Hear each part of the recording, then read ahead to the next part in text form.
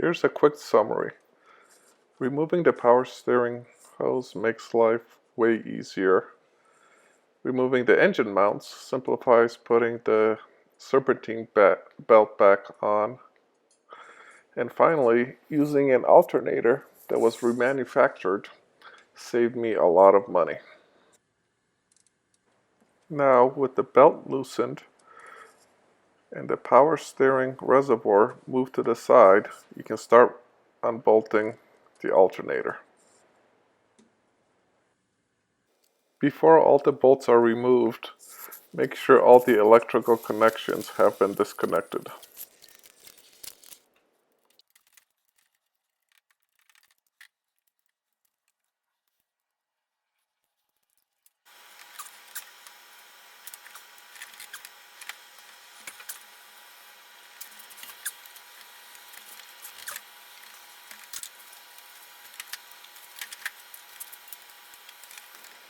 Now that all the hardware is removed, it is time to figure out how to get the alternator out.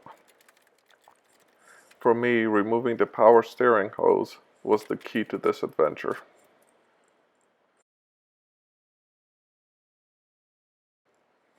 Here's my cat saying hello.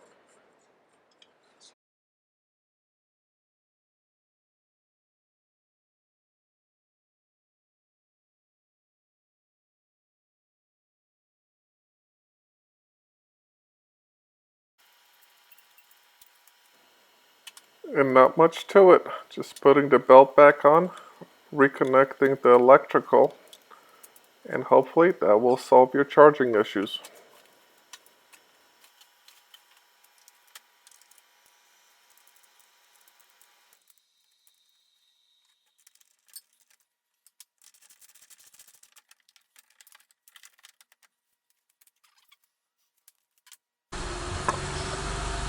And here we go, no more charging light on, so things worked out as they should.